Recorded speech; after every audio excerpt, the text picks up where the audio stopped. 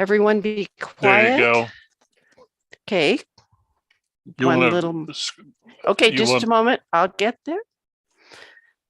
I don't want to have to edit. All right. Quiet on the set. Here we go. 5, 4, 3. Everyone be quiet. There you go. 1. Okay. Just a second. Okay, just a moment. I'll get there. Okay, I am editing at the beginning. All right. I was trying so hard. Am I still live, honey? You are. Yes. Okay. Let's start over again. And we are live. Quiet on the set. 5, 4, 3, 2, 1. Hello, everybody. I'm Dear Myrtle, your friend in genealogy. Welcome to CensusGenie.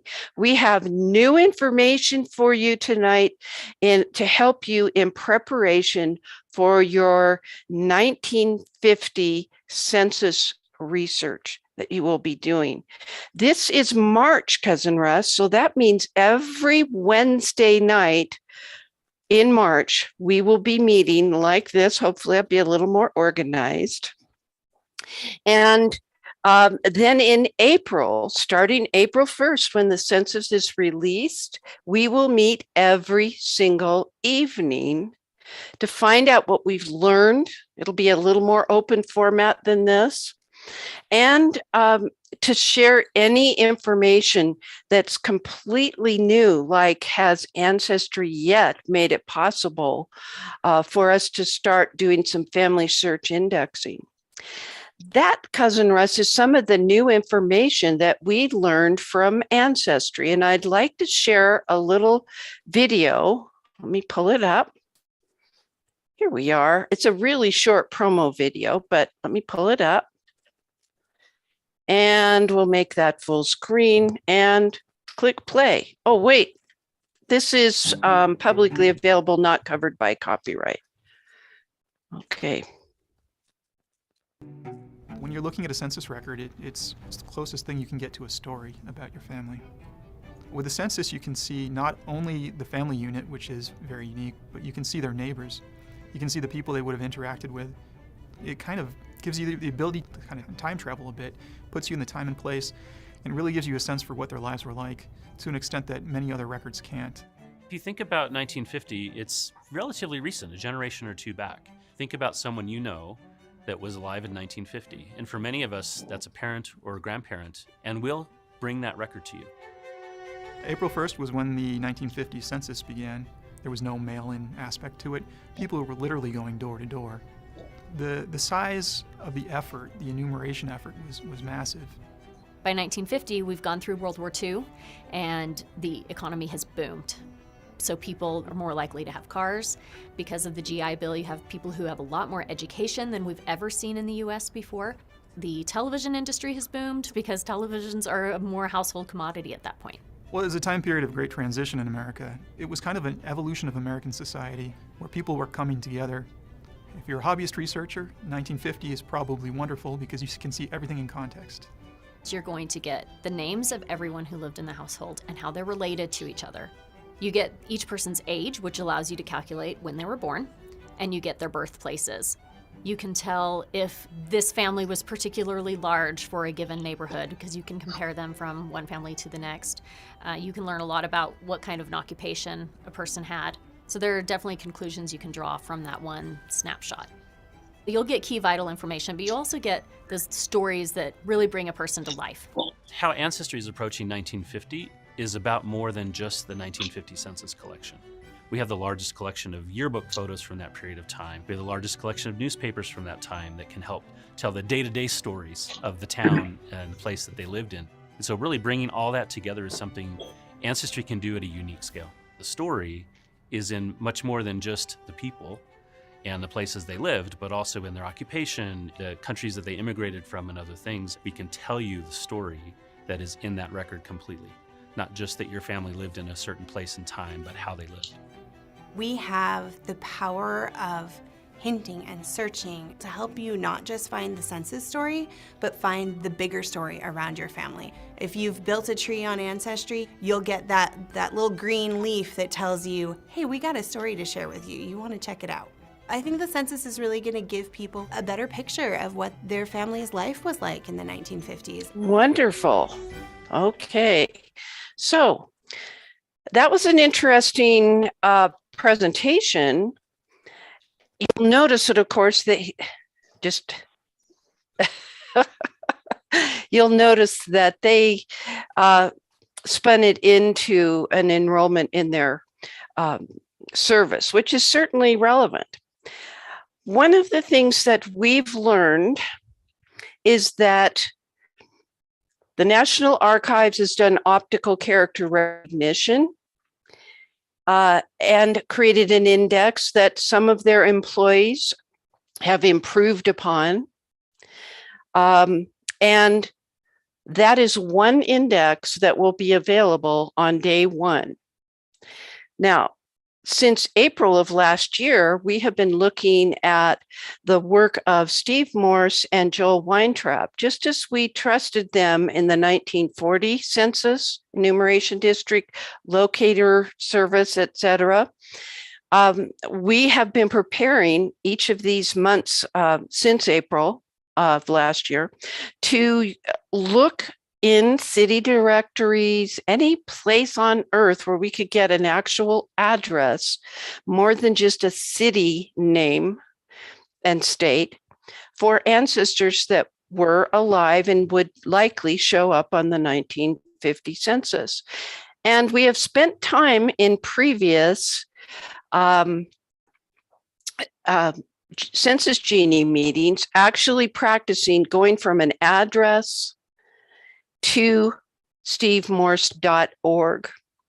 Now, a little bit later today, we are going to look at a video created by Joel Weintraub. And you recall, those of you who are regulars, that we've been watching him every single month because times have changed, things have changed. I think that Barnard, well, he was mentioning, just look at Steve Morse's presentation from last summer. Well, things have changed since then.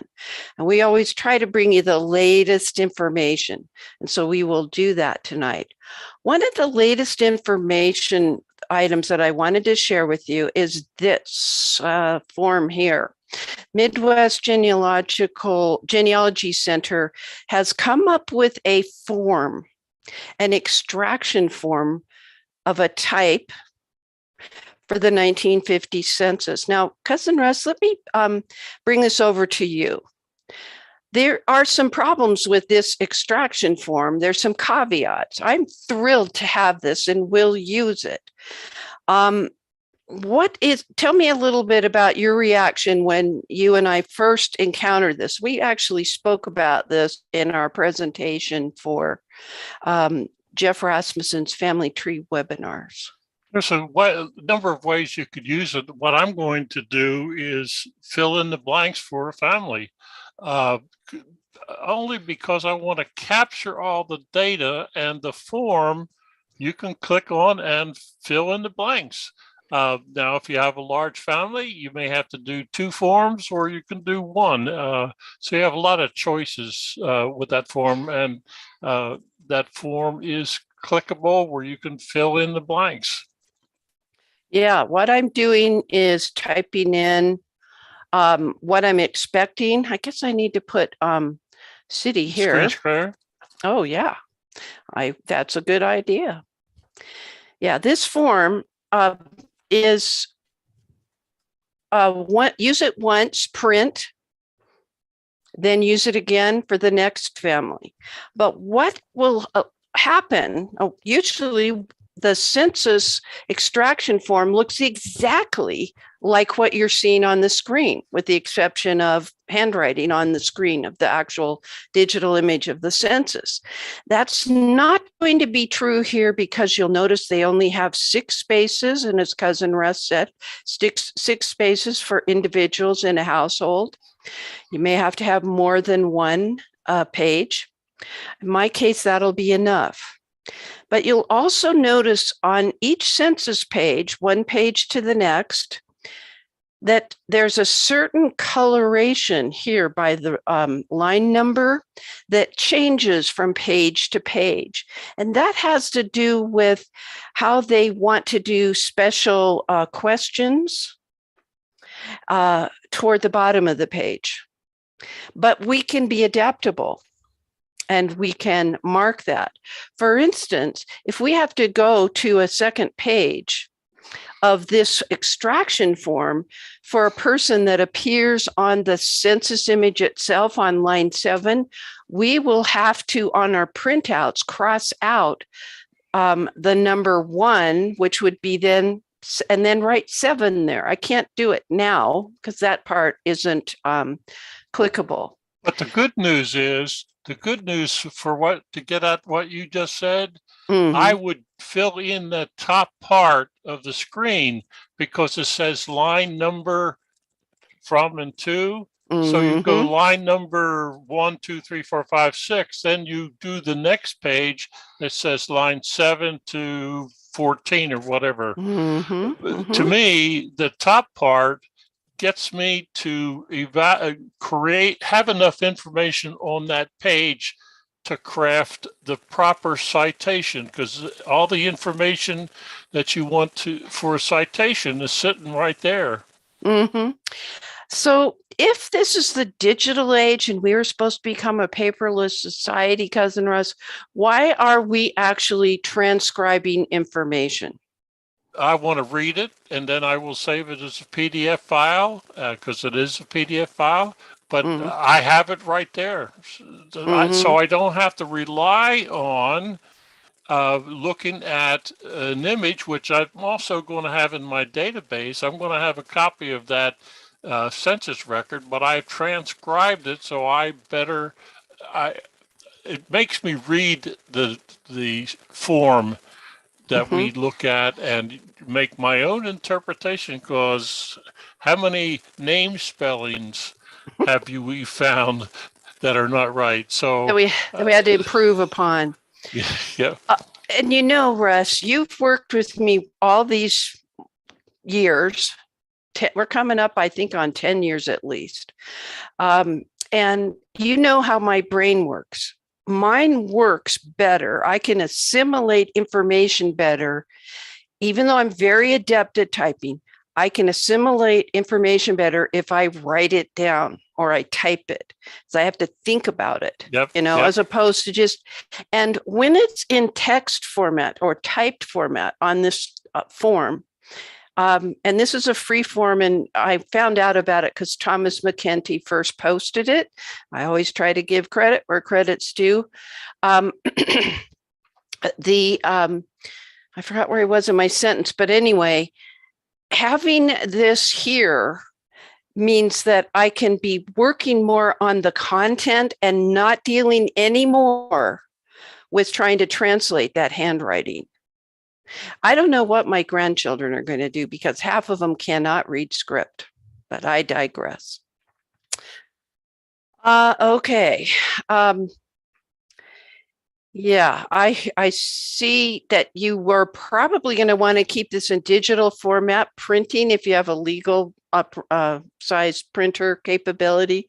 Mr. Myrt has an 11 by 17, but it's packed right now because of our move.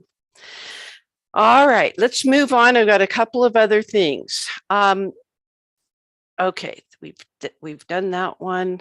This is a description of the various forms that were created as they were enumerating.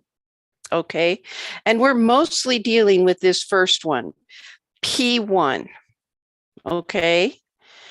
And I have incorrectly, well, I have heard some incorrect information. And that was that it'd be very easy to find your military servicemen overseas. Not true. We've been told that by the National Archives. We've also been told that in our review of records by Joel Weintraub, who has advised us. There are about 500,000 people who are overseas at embassies, who are traveling overseas, and there's no one at home, etc., who may be working overseas for 2 or 3 weeks. They're not being enumerated. There are some exceptions for military records, and we have previously discussed that. If I go to blog.DearMyrtle, I could pull that up. Boy, do I miss 4 monitors, Cousin Russ. Anyway, yes, it does say that Form P4 was designed to obtain information on officers and crew members. If they were in harbor, we have it. If they were at sea on April 1st, 1850, you likely will not find it. That's just one of them. All right, so did you give him that link, cousin? You Yep. did. You're Yep. so wonderful. Okay, now I'm not going to show you this entire video, but our good friend Cheryl Hudson Passy was the moderator from the National Genealogical Society, and this was a presentation with people from Family Search. And remember at the beginning, I said the National Archives will have an index on day 1 because they used optical character recognition and did their checking. I don't know how they could have perfected everything. But Ancestry is doing its own machine language, artificial intelligence scanning of every digital image, but they don't have access to it until the 1st of April. In fact, the National Archives could only have a few people have access to it. Congress designates how many people can have access to it in advance. Yeah. What they described, what Family Search described, was that Ancestry would process a set of digital records from the 1950. They would send them over to Family Search with the index that had come up from their machine language review. Ancestry and Family Search have been working on this, but Family Search admits it may even take a day or 2 before they can actually release that portion for us to improve the index. And so when you go to familysearch.org and sign up for the 1950, you will be notified that your particular, they want to know your state of interest, but we'll be able to start indexing. So on the evening of April 1st, we probably will not yet be indexing yet, because it may take them a while. Believe me, I'm sure families are just going to be working through the night. They already, and the difference between the index that Ancestry/Family Search is doing together is that they are indexing. They are extracting information from every field. So that's not just an index by name and then the location at the top of the page. How is that going to impact your research, Russ? Well, I will have to think about that because I'm prepared to handle April 1st without the index, because I've located what enumeration district I expect to find my ancestors in, and I put a link in my database that will take me to the Stephen Morris website where that image hopefully will be. And then I'll deal with the searching later. But so I can do my work and then I'll be ready on April 1st or 2nd to help with the indexing. Totally get what you're saying. If you're using the National Archives Index on day 1 and you do not find an ancestor, and you haven't done your CensusGenie homework, which is to work with the enumeration district at the Steve Morse I really should pull that up. Can you get the link for me? SteveMorse.org. Boy, it's just so fun. Here we are. It's coming up. If you don't find your person readily, it may be because the handwriting is obscure, etc., and you may have to do a search on every page. But what if you can't find them in the enumeration district where you expect them to be? Well, if you could search by occupation in a state, because everything's been indexed, that might help, especially if it's a unique occupation, like silversmith or something like that. All right, this is the unified census ED finder. We previously had used it for these other census years. I relied on it heavily for the 1940 to try to find my great grandmother because I didn't know where she was. And oddly enough, she ended up in 3 census, one in Colorado, one in Idaho, and one in Washington State. Quite an anomaly. Nobody was paying attention to what the census year or date was that particular year. Okay.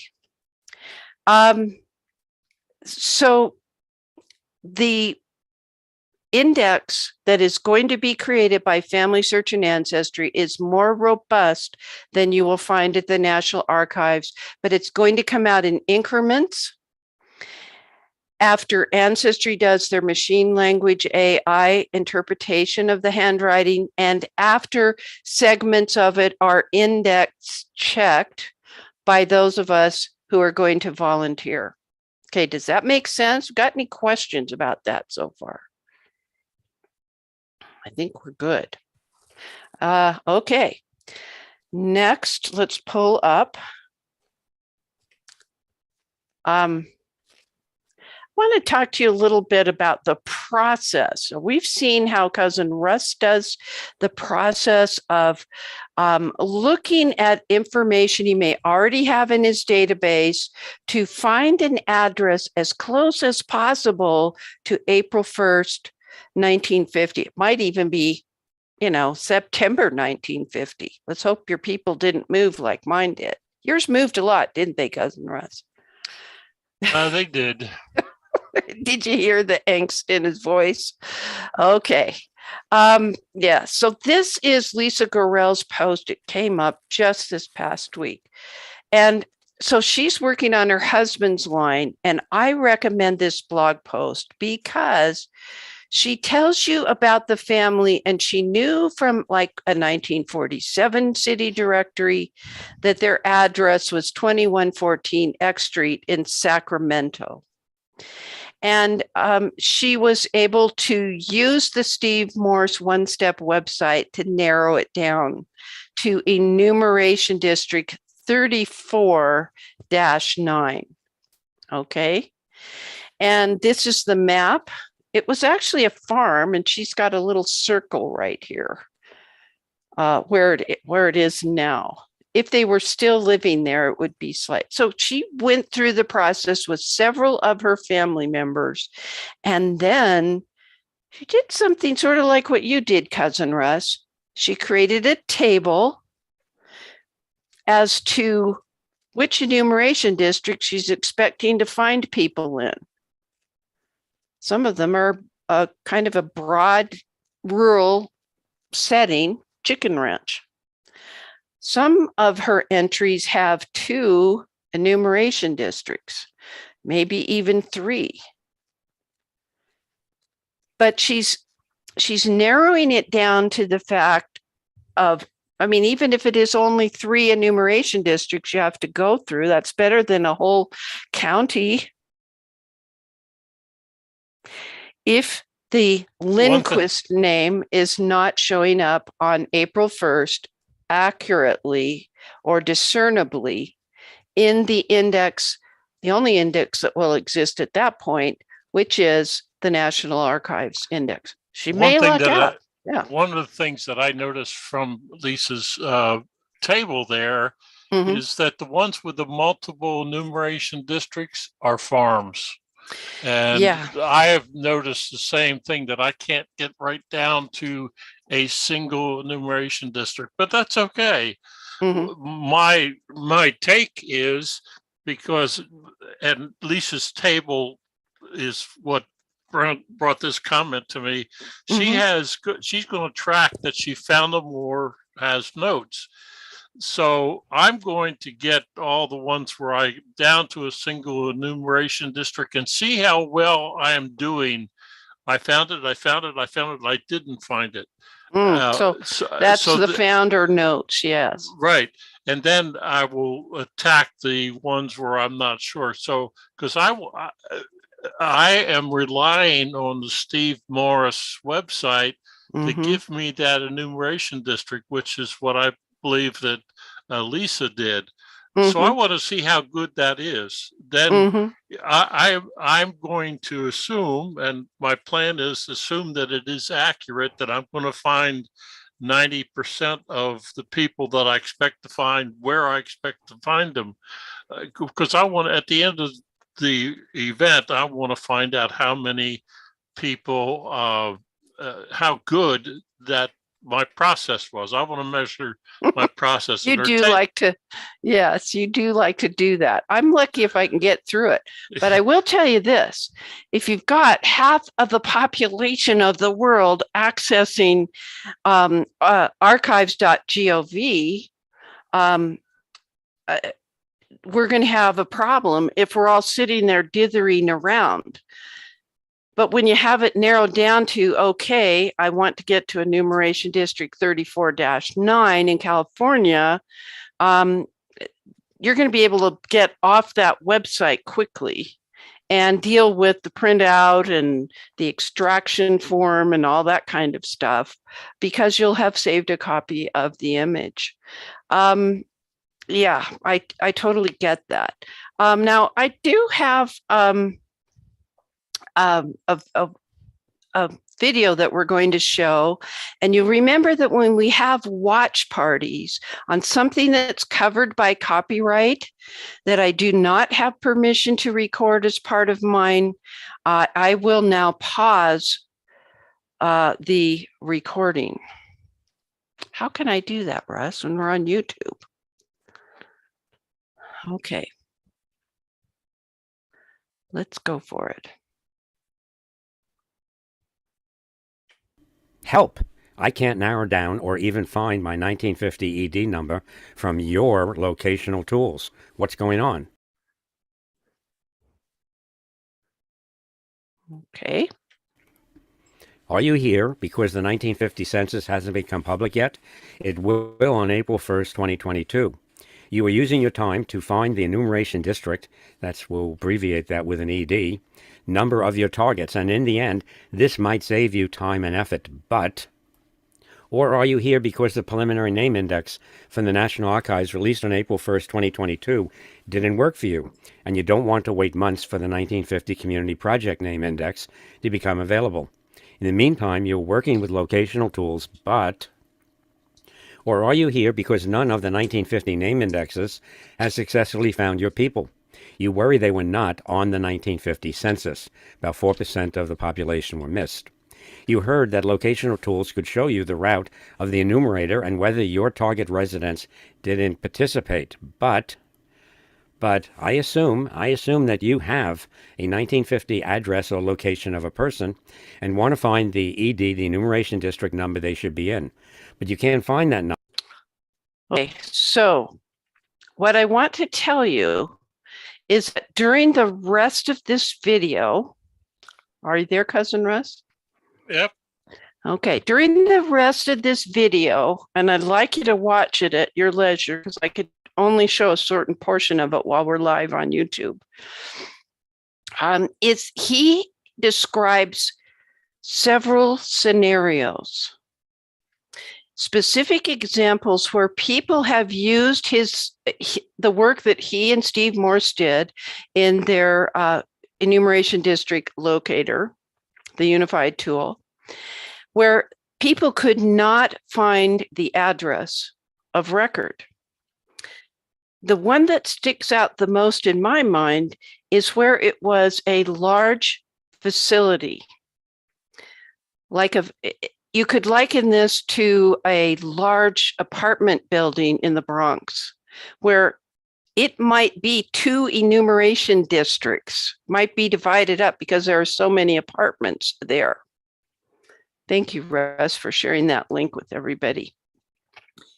And he recommends that if you have trouble locating an address, that you show what you did with the enumeration district tool, and it may be necessary for them to modify that unified tool. And he gives you his specific email address. Man, there are disadvantages to being live on YouTube.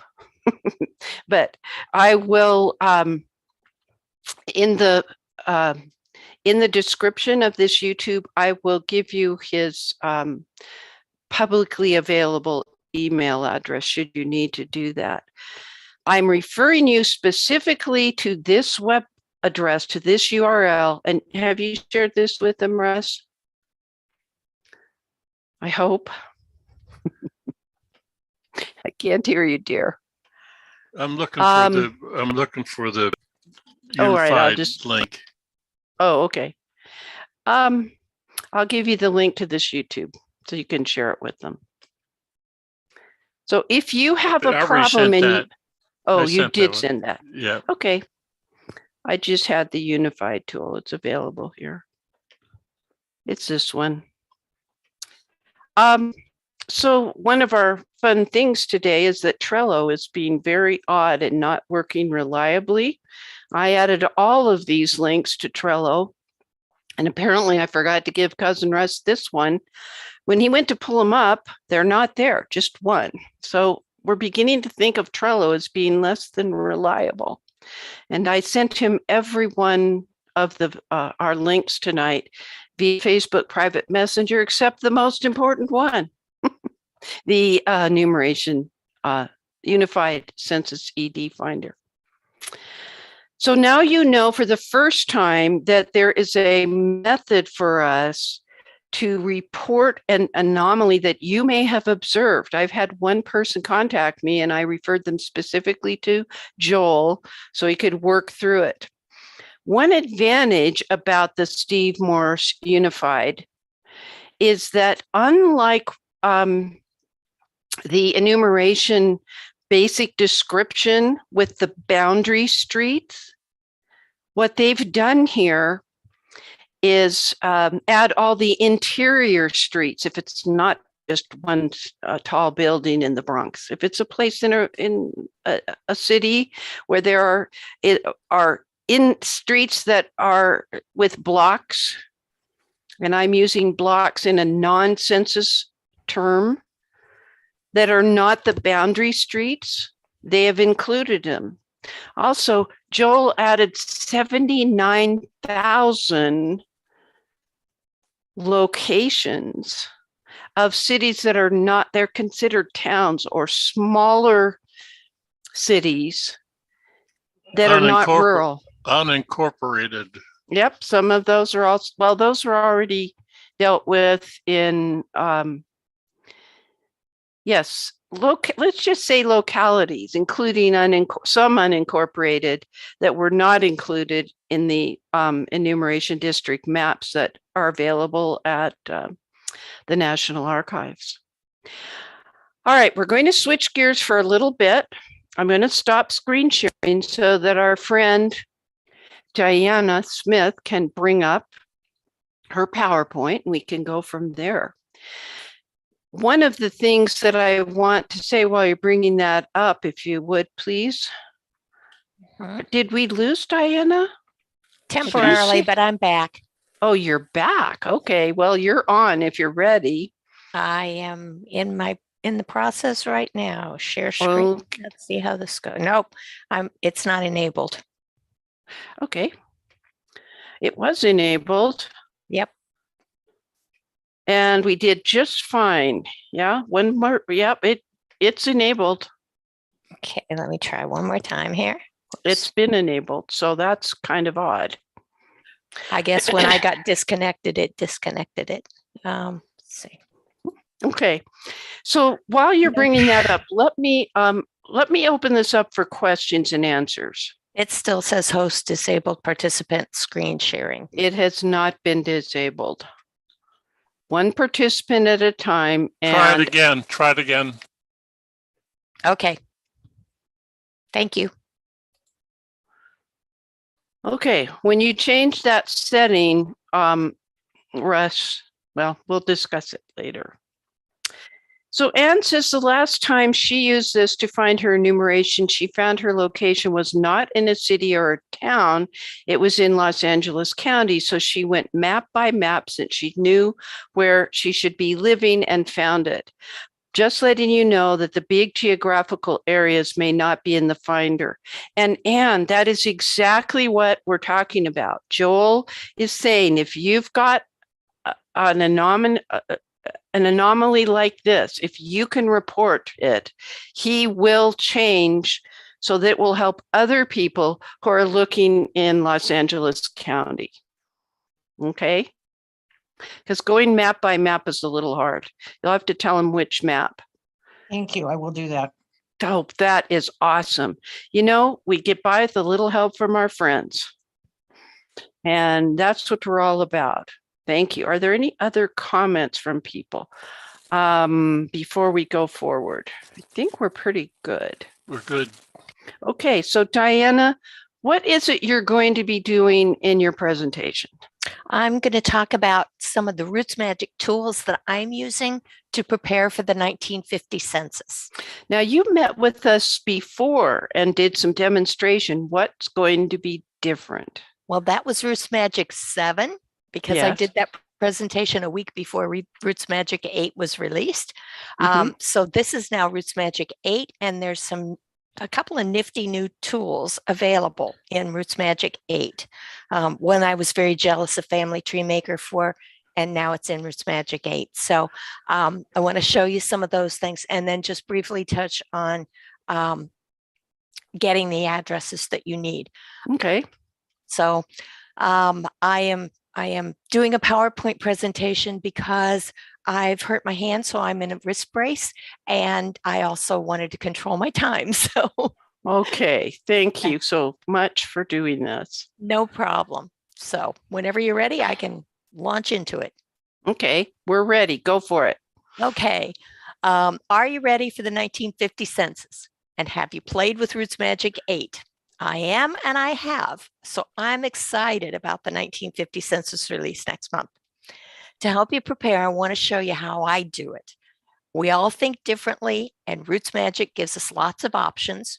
You may want to use some, all, or none of my hints, but you may get some great ideas of your own, which I'd love to hear about, by the way, because I'm always looking for a better way to do things. So the first note, I'm using Roots Magic 8 since that's my program of choice. Some of the things I show you will also work in Roots Magic 7, and some will not, but I'll try to point out if there's something that's new in Roots Magic 8. So tonight there's 3 parts to this preparation that I mentioned. First, how to identify people to include in your preparation out of your database. Second, how to use that group when you start actually searching.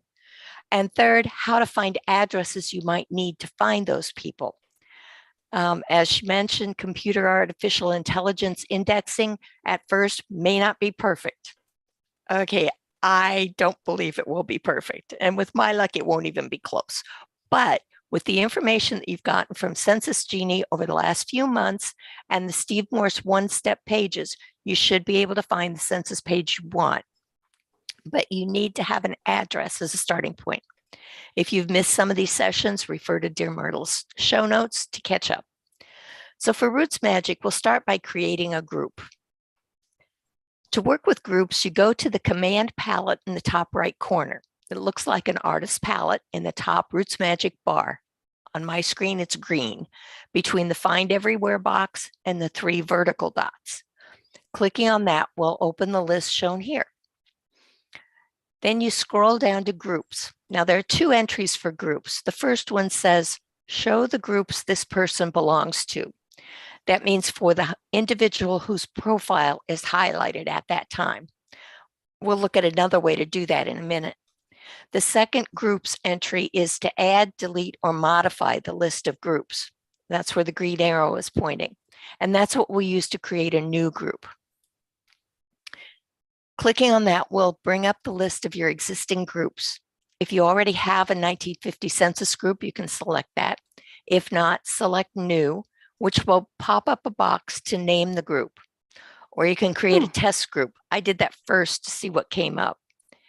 Then select the group you want to work with from the updated list and click Edit in the tabs above the list. That's where I have the green arrow. The Roots Magic Explorer window will open, ready to mark your new group. Click the Mark button at the top left to select a search. The pop-up that you get will show you the various options to mark people. For this group, I want to select by data fields, and that will pop up the search criteria window. For this purpose, I used a very simple search of saying birth date is after 1850 and birth date is before 1950 and death date is after 1950. In other words, select all the people who were born between 1850 and 1950 and are still living in 1950. Now it's going to bring up a few extra people. It's going to bring me up, and I'm not going to be in the census because I was born a month later. But it also won't pick up anybody over 100. I don't think I have very many of those in my database, but I can do those separately. I think of those as outliers and I'll pick them up. But click OK to search. Now, depending on your data, you may also need to find a way to exclude non-USA residents. I didn't do that since I don't have many people who are still overseas in 1950. I'll remove them from the group as I run across them. It popped up this little message to tell me how many it's marked. It's a small window, so look for it. It pops up in the middle, and I almost missed it. But as you can see, doing this search on my database, which is about 21,000 people, I came up with 953 who should be in the 1950 census. That's plenty for now, so I'll worry about those others that it didn't pick up, the over 100 or no dates. I'll worry about them later. So click OK when you get that message, and it will go back to the Roots Magic Explorer list. So now you're looking at that Roots Magic Explorer window again. What to do? You don't have to look at the marked people now, but if you want to be sure some people were selected, just scroll until you find a check mark to confirm something's been marked. Then go to the lower right corner and click Select. I circled it in green here so that you see it. This will take you back to your list of groups with your new group highlighted, but you would use the same process for any of the others. It's the same process to add or update any group. Click on the group to which you want the selected people added, and it's done. Now you can go back to your People Index page. Make sure you're on the People tab on the left, and then make sure the first icon under Index is highlighted. That's shown here in the green circle. The icon is highlighted in yellow by Roots Magic. Your colors may vary. Then click the bar below the search window, below the green circle, where it currently says Show Everyone, to see a list of your groups and select the one you want to see. Now the index list will only show people included in that group. Don't forget, you can change it back to Show Everyone or change to some other group at any time.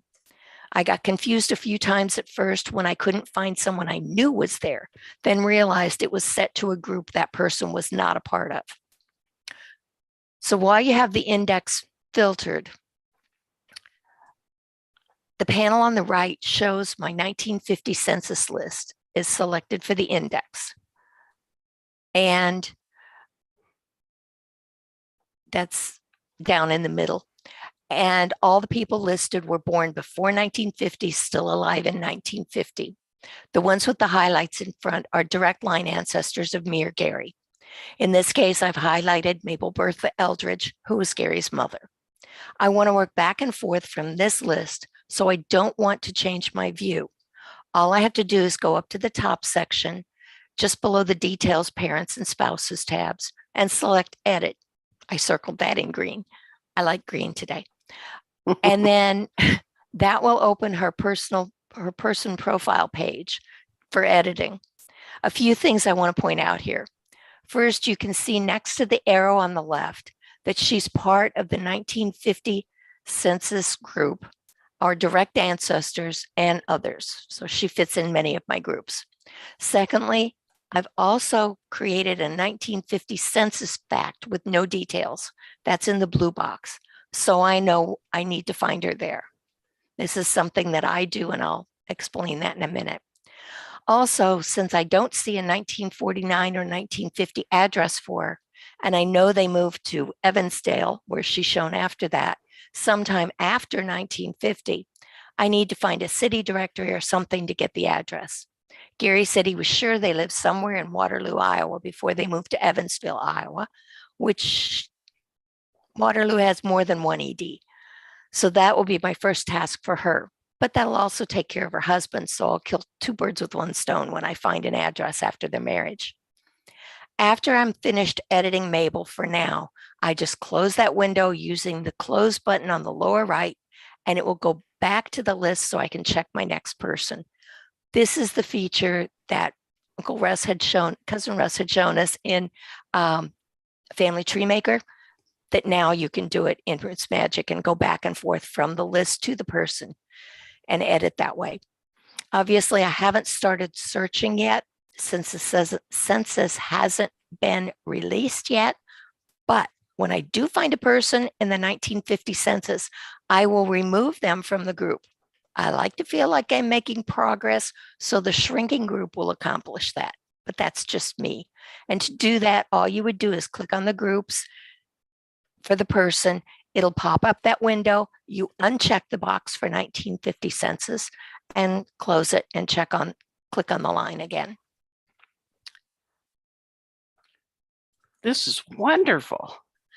If I'm working on somebody for other facts, not specifically for the census, and I notice that person was born in the US, I think before 1950, and I think they died after 1950, but it doesn't have enough information for my search to have found it, I'll just add him or her to the group manually, which is very easy. That's the situation with Doris Smith. She was born about 1922. She was in the 1940 census, but I don't have a death date for her. Oops, sorry. Let me, my hand and my mouse and my whatever just went crazy. Okay, so first you click on the groups line next to the green arrow. Then again, it'll bring up the list of all your groups, and you can check off any of the groups that you want to add that person to. In this case, it shows she's not in any group.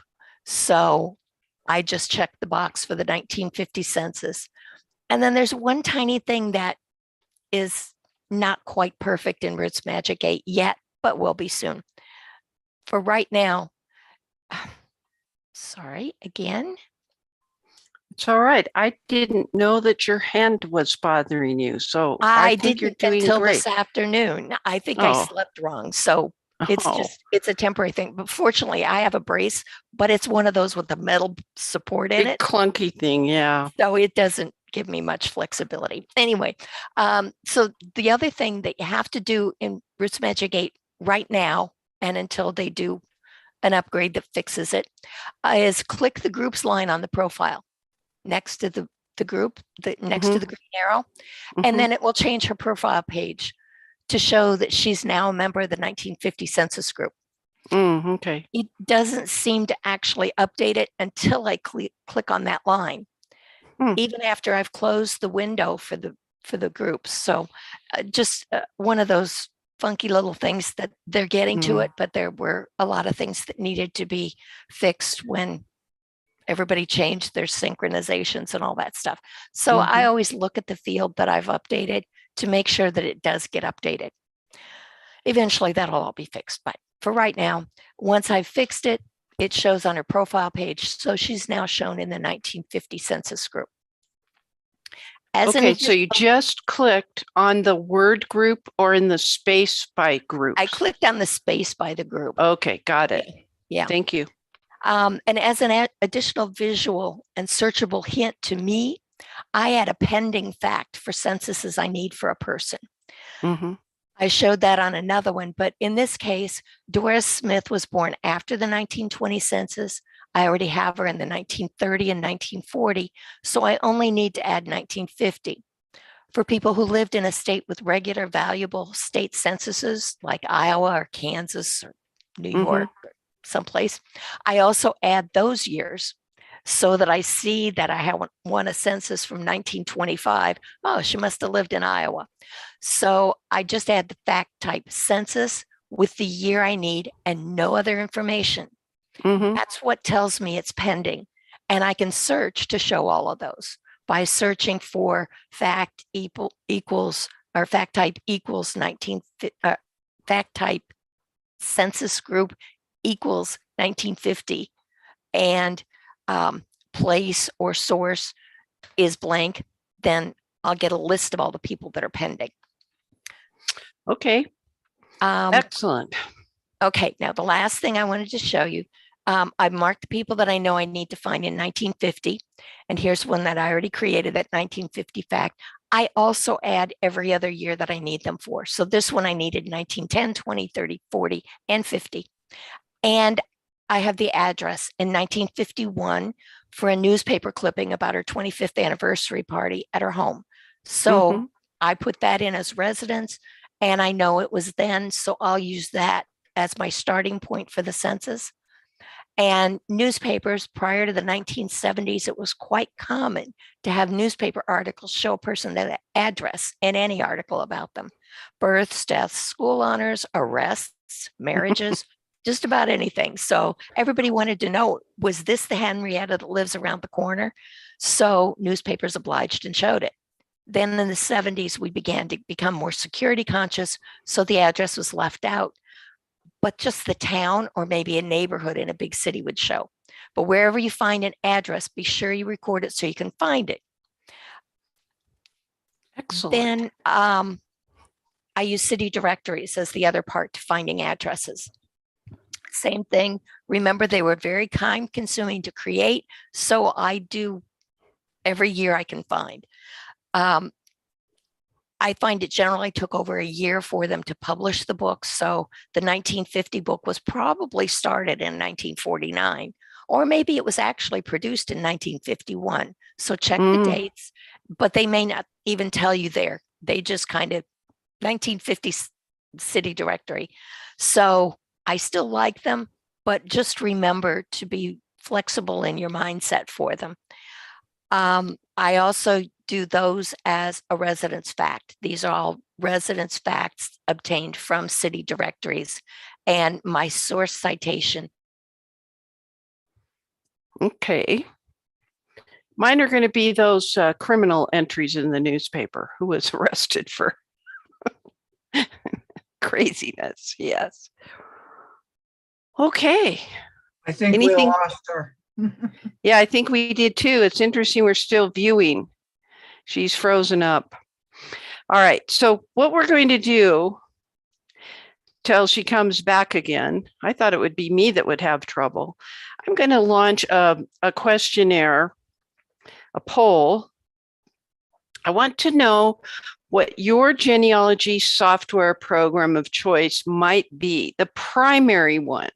If you're like me or Cousin Russ, we have several. And do scroll down. You can only respond once. And it depends on how large you've let the poll be on your monitor.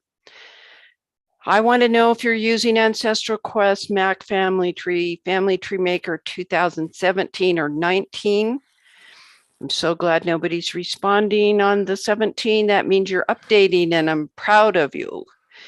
Family Tree Maker for Mac, Heritage, Legacy Family Tree, Roots Magic 7, can't do this, what was just shown to us, this grouping in Roots Magic 7, upgrade to Roots Magic 8.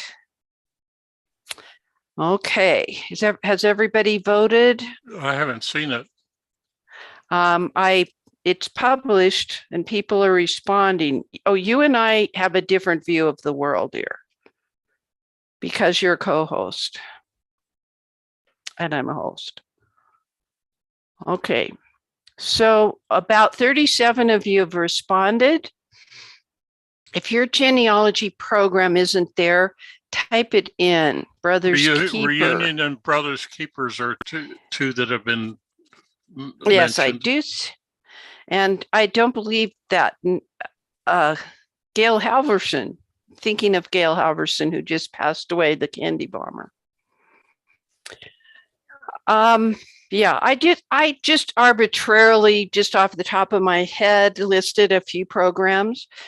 One of the reason I'm asking this is if your genealogy software program of choice can make groups like this that you can then refer to back and forth, as Cousin Russ showed us last late summer, I think it was, or as Diana has shown us, may be good if you demonstrated for us how you do it in the Family Tree Maker program for Mac. Cousin Russ, is the Family Tree Maker program for Mac pretty similar to 2019? Exactly the same.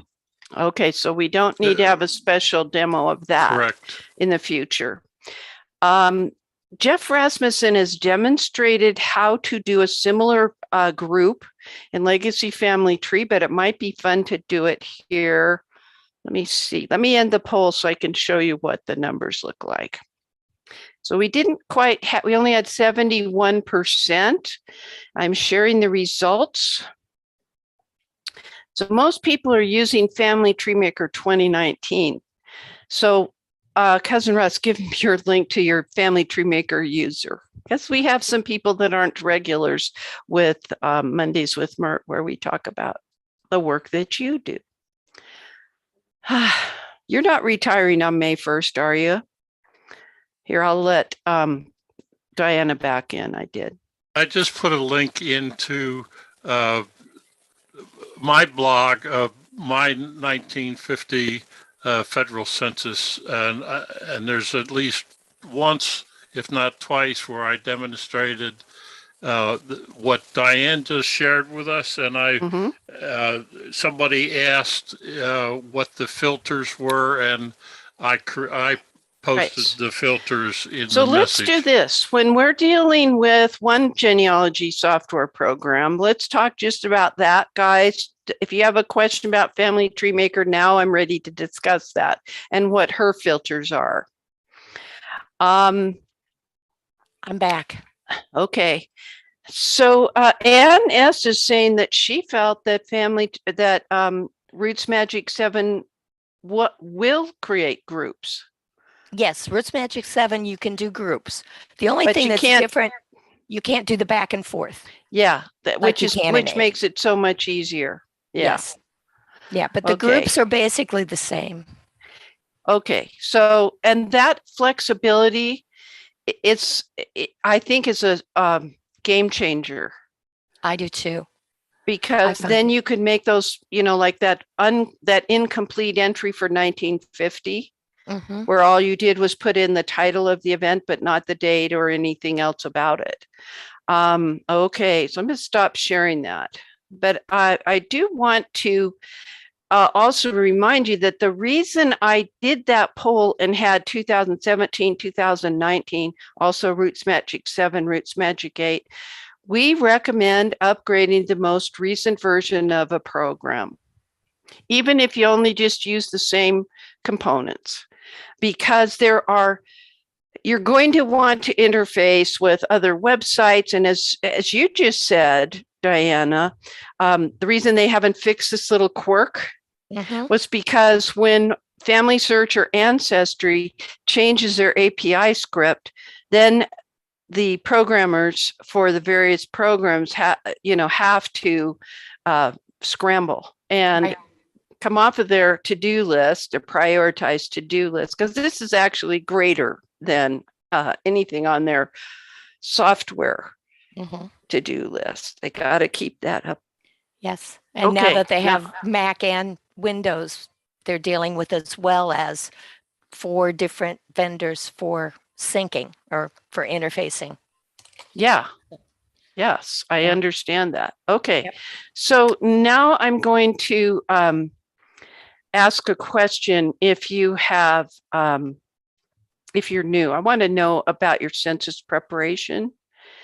Have you been collecting info to access the OCR AI Index 1950 census images when they are released on April 1st? That index is name only, and of course, locality, because the top of the page is the locality. But they're not going to have age and everything else. Got a couple of people that they haven't got a clue. Most of you have attended CensusGenie meetings here with us. 4 of you have seen CensusGenie Down to the Wire, our webinar. It wasn't earlier today, it was last month. I think we were number 1 last month, Cousin Russ, thanks to you finishing my sentences for me. I love it. That's why I like working with you, because you know where I'm going. So, okay. So we have 75%. I'm going to end the poll so you can see where other people are in their preparation for the 1950. So about 67% are working on their list. So that's good to hear, Diana and Cousin Russ. They're doing it. And thank you to those of you who responded there. Now I have another question. Particularly concerning those who've been doing the research, what kinds of tools, what record sets in particular are you using to prepare? Now, obviously, if your genealogy program lets you filter your list, and I love this group capability, you can respond to more than one. Yeah, reviewing documents you've already collected or looking for new documents. Yeah. Okay, and then the last thing we're going to do once this poll is over, we are going to work with the enumeration district finder. And we are going to use a specific example of an address. Let me pull this up. So I'm ready for that. Share screen when you're ready. Thank you. All right. We've had 75% response. I'm going to end the poll and I'm going to share the results.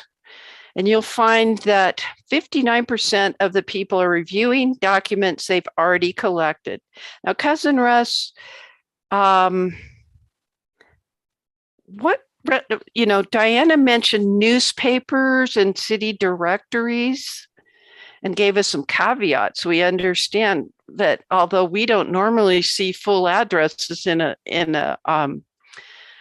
obituary or some kind of a news item in the newspaper, in our time period, we have to get out of that presentism, that thinking of what we see in our lifetime, going back to this earlier time period when security wasn't such an issue. What other record sets have you looked at? I think I used the same record sets that Diana said, and that was city directories, military records, and then newspapers. And I do it in that order. First of all, census records in the past. And one thing that Diana does differently than I do, or I do differently than her, is I have a residence fact and I have an address fact. So, So they are two different facts that I can fill. Family Tree Maker doesn't have groups. We have filters, which is what I explained. So. Okay, so I want to pull up your comment about filters, and I will share my screen because Diana said they had to be born. You'll have to help me, Diana, so I can remember what you said. I defined them as born after 1850, born before 1950, and living after or death after 1950. Okay. And that's basically the same thing that I do, except I said died before 1949. And the reason why I did that is that many of my dates are about, not exact. So I'll give myself 18 months deviation. So I said before 1949, birth after 1950. Now, someone in the chat asked, why did I filter out birth after 1940, that last one? The reason why is that I'm looking for census records. If somebody was born in 1940, I'm not going to find them in a census record. Now, the way the filter feature works in Family Tree Maker, I will later on eliminate that filter out so that I find added to my dynamic list of filters the people who were born between after 1940. They will be added to my list. So I want to make sure that filter when I get that filter down to 0, I'm good to go. And I'm down to 11. You know what? I'm not going to worry about the 11. I got 200 that I can find on April 1st.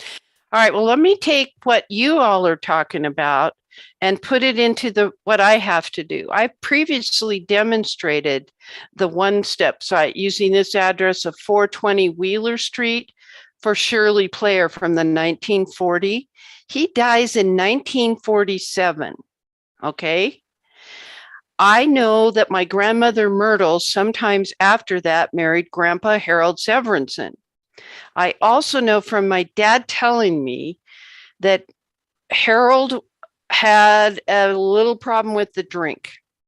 So she took him to Long Branch, but I don't know when that occurred because she was renting a place in Long Branch, Washington. So I'm going to have to look up 2 possible addresses where I don't actually know the second one. I don't know if she's still at 420 Wheeler Street. I don't know. I know that he rented, they made an apartment in the back, and that Harold rented an apartment from her. And they did that Grandpa Sherl died of cancer, and he wanted his wife to have an income besides. I mean, he knew she would sell the gas station down on 5th and Union in Seattle. I mean, I have a lot of information, but I don't know the exact fact of when did she move to Long Branch. Plus, I suspect that she rented in Long Branch and kept this house for a while. I don't know that for sure. So anyway, I will... I am not filtering out where an address doesn't exist. I guess I could say Long Branch. It's probably a very small rural area. It still is now. And so I may be fine just using it that way. All right, let's pull up the one-step site and we'll do this real quick and then we're done. Okay. Okay, so, all right, we're going to go to Washington. And we are going to type in, we can type in the county or just use we don't actually type. If we just did K, it would come up to King. I use the drop down. These are all the big cities. Okay, and then what was the address? I forgot, 420 Wheeler? Yeah. Yep. Okay, 420 Wheeler. So Wheeler's going to be way at the end, so close your eyes. Do we see it yet? No. Ah, too far. There we go. Okay. Now we have all of these enumeration districts to look at. And this is why we want to look at a Google map. Sorry, I'm not used to this laptop. I haven't been presenting with the laptop for 2 years. Okay. So we're going to look at where 420 Wheeler is. And I have to tell you that these last couple, this extension of Wheeler was not there in 2007. This is a current map. So my other streets are Bigelow. Let's go put in Bigelow.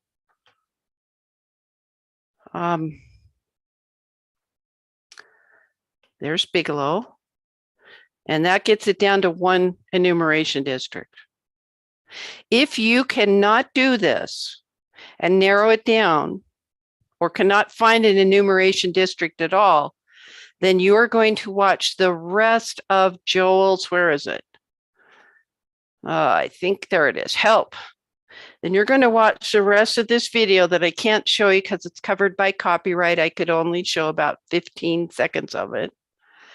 And find out how to contact him and what kind of information he would like. Thanks for sharing that link again, Cousin Russ. All right, let's open it up.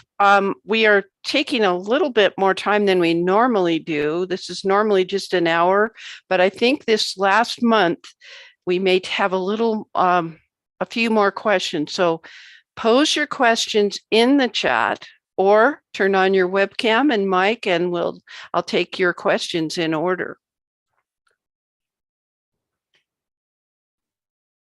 Okay. Okay, thank you, Sherry. We do have that. That was one of the links I sent. I forgot to ask Cousin Russ to distribute it. Yes. Okay. Sherry, I wouldn't get anything done if you didn't help me. You know me well. Okay. 29 days, 2 hours, 45 minutes, and 59 seconds. Okay. So they're going to be indexing it state by state and make it searchable. And that index will be available both at Ancestry and Family Search. Okay. Anne is turned on her camera. Hi, Anne. Hi. Oh, there you are. Hi. Yeah, I'm hiding. It's okay. Okay, so I'm going to go back to the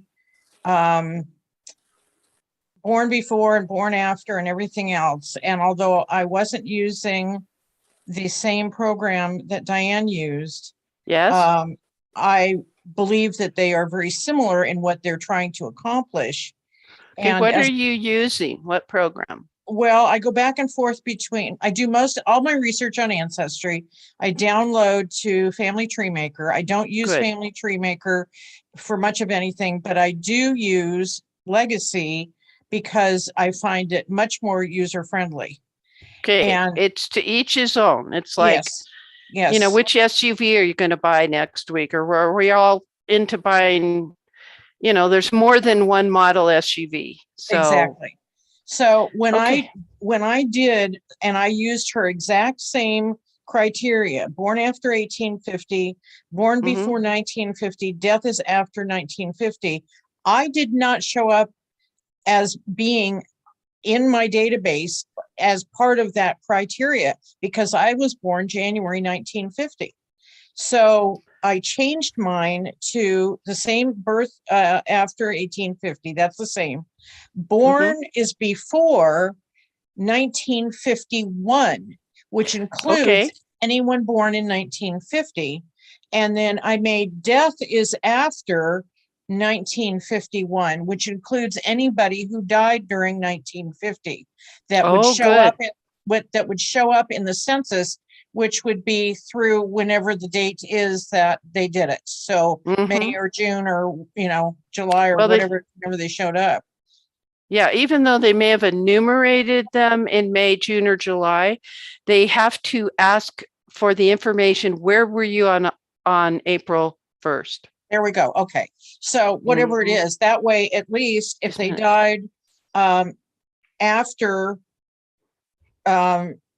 April 1st, or excuse me, before April 1st of 1950, by setting that third criteria to death is after 1951, they will show up in the census in 1950. So Well, with I death, made those two Okay, modifications. just a minute. We'll let Diana come in next. Let's have Okay. you finish, dear. Go Go ahead, ahead, Diane. Anna.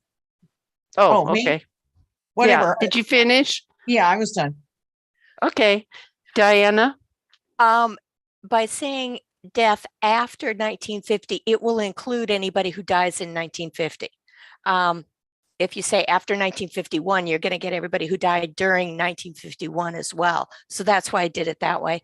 As far as selecting the births through the beginning of 1950, I know that I shouldn't be in the census. And so I'm going to pick up 8 months of people who aren't in there if I do birth before 1951. So and that's for why me, being able to switch back and forth between your group list and the individual is important, because then you can quickly go through. Luckily, Anne had the example of herself. And when she wasn't part of the group, she knew she had to adjust. Right. And what we look at on the front side of a filter isn't always exactly the way we think it should be. So I'm glad you are sharing this with us, Anne. That was very useful information. You're welcome.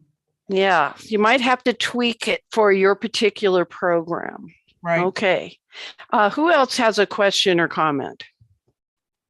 I did have a question. Yes. What got cut off when I got disconnected the second time was a question to you saying, would it be helpful to have a brief summary of what I talked about in the PowerPoint? The groups and the I think we're okay. To put on your notes. I think we're okay. Okay. I think we are. Yes, you could write me a brief summary. Okay. Okay. To describe what you did in your PowerPoint so I can put it in notes over there on YouTube. Yes, I'm hearing what you're saying. Took me a minute to process. Not a problem. Oh, okay. Any other questions? Oh, I see. Anne and Barbara and Catherine, LJ. Gosh, all kinds of folks. All right. It looks like we're good. What do you think, Cousin Russ? We're good. All right. So we are going to meet next Wednesday for another CensusGenie. And when we do, we will have additional new information. I did not have time with my real life situation going on. Miss Mert wasn't feeling well and stuff like that, to watch what the National Archives did today in their presentation. And we have the link for that, and it was given earlier. And that will,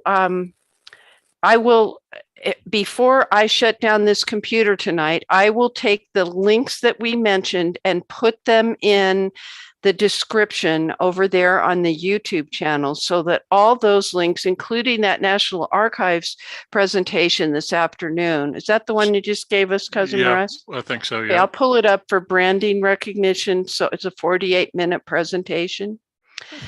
Taking a while to come up. Yeah. Okay, that's what it'll look like. They are doing tremendous work with the outreach for the 1950, and this was 9 hours ago that this premiered live. They're a little bit smoother at the opening than old Mert was tonight, but yeah.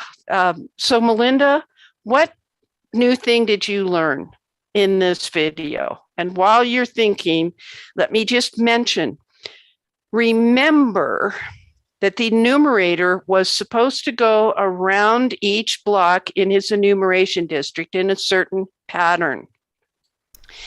If no one was home and the neighbor didn't know the family and could not provide any information, he had to come back. The the enumerator had to come back to try to get these houses that he had to skip, or he or she had to skip. And they start appearing on page 71. So when you're looking at an enumeration district, it may have only 10 or 12 pages of enumerations. And then let's say it's 12. Instead of page 13, it'll be page 71. And then that means that's when they're going around through the enumeration district a second time. So do not think, those of you that are watching all this sort of thing for the first time, that something happened between, that page 13 through 70 are missing. Okay. Melinda, I put you on the spot, but what do you think? Basically, Claire pre-recorded the sessions and she was answering questions during the presentation, which was kind of neat. Wow. And so, but anyway, the presentations plus the slides handout are you want to download the slides handouts.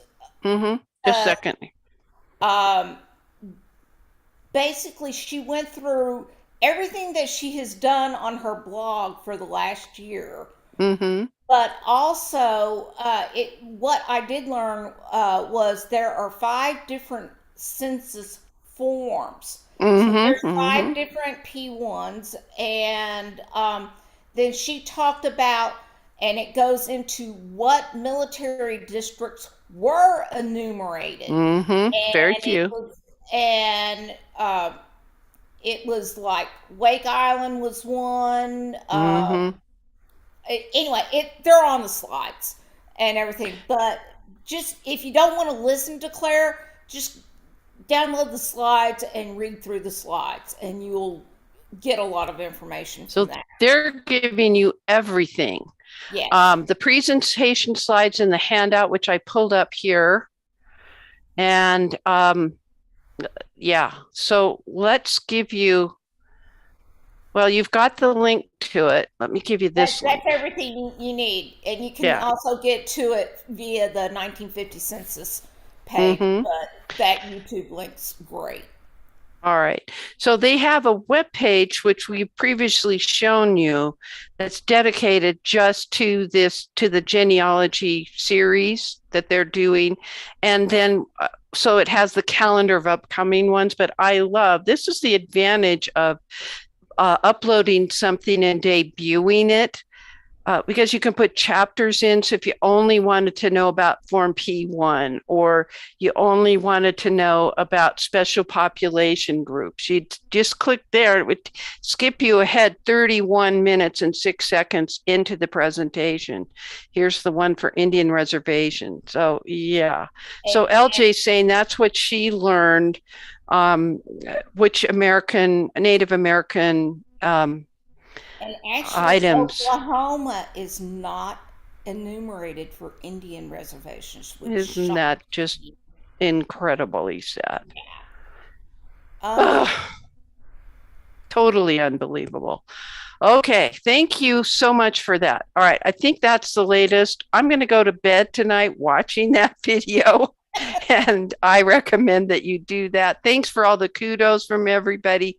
It's wonderful talking to you. Now, I will see you on Monday for Mondays with Myrt. Heaven knows where we are. We may be in a hotel room somewhere in Idaho or Oregon.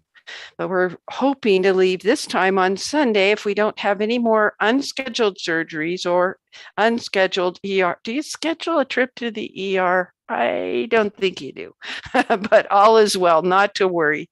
So until we meet again, I'm Dear Myrtle, your friend in genealogy. Thanks to Diana for participating, to Melinda, I put her on the spot. I appreciate all the comments coming in. And Cousin Russ, thanks for keeping me going steady tonight. I appreciate it tremendously. There's nothing left to say, but happy family